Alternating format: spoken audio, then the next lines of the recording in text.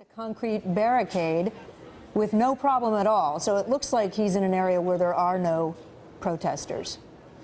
What we are seeing is some police movement. It looks like whatever location Donald Trump is, the police have started to move towards that area. So that's what we're monitoring from here. Yeah, Steve, let me interrupt we because can't see any activity on our side. This is remarkable. Donald Trump is being walked by presumably a lot of Secret Service agents through a grassy area across.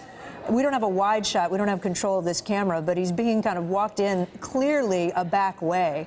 This is clearly not the front door.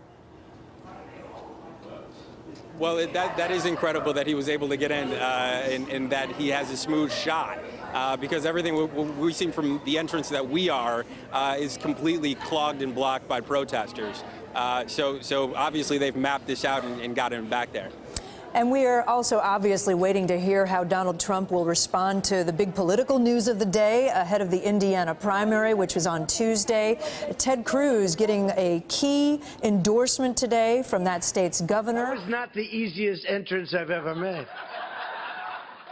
My wife called. She said, there are helicopters following you, and we did, and then we went under a fence and through a fence, and oh, boy, I felt like I was crossing the border, actually.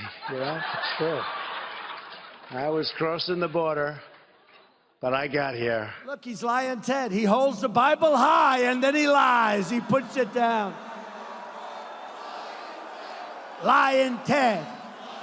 The other night. Now, I always start off, I say, we will repeal and replace Obamacare. We're going to cut Common Core. We're going to bring our education local. We're going to preserve our Second Amendment. You know, everything. Everybody knows. So I watched him the other night. Donald Trump absolutely loves Obamacare. I said, what? He's telling this to an audience. Believe me, folks, we're going to repeal it and replace it. Hey, Bill O'Reilly, good guy. Tough. He's tough. Every time I go on, I leave, I have a headache, okay? But he's tough and he's smart. And the other night he's talking to somebody, and the somebody said, whatever. And Bill said, in my lifetime, Donald Trump is the single greatest and biggest political event I have ever witnessed. Right? That's big. The greatest political event. And I said, really? I was very impressed. We can all go against crooked Hillary Clinton and beat her. Really, really beat her big league. Carrier air conditioner from Indianapolis, right?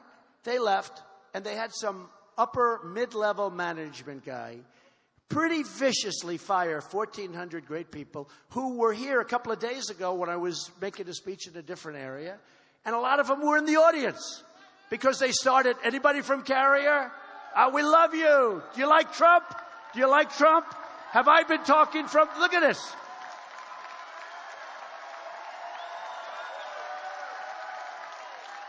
How long have you worked for Carrier? 10 years. How about you? 17 years. All right. Stick with me, fellas. Don't worry. Same thing happened. And these Carrier guys are following me around. Where? How many years? How many years? 18 years. All right. And look at them. Great. These are great people. These are great people. But somebody had the cell phone camera on while this guy is pretty viciously letting go of 1,400 people. I've been talking about it for months because I got to see it on television. And I thought it was, if I didn't see the cell phone, if I didn't see what was going on, I wouldn't have. But he essentially said, you're all fired. We're moving to Mexico. And I said, man, that's bad. I'm telling you, if I didn't see it on television, I wouldn't have brought it up. It would have been like another statistic that we don't understand as well.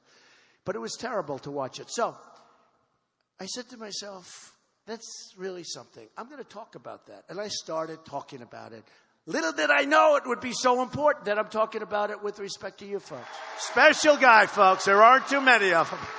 I want to tell you, I know a lot about the world. There aren't too many of them. There are very few. And you certainly don't find them very often in politics, that I can tell you. If Hillary Clinton were a man, I don't think she'd get 5% of the vote. The only thing she's got going is the woman's card. And the beautiful thing is women don't like her, okay? It wouldn't be me. So I will tell you, it's easier for me to be presidential than for me to be doing what I've been doing for the last really 9 months. But at the right time, I will be so presidential. You will be so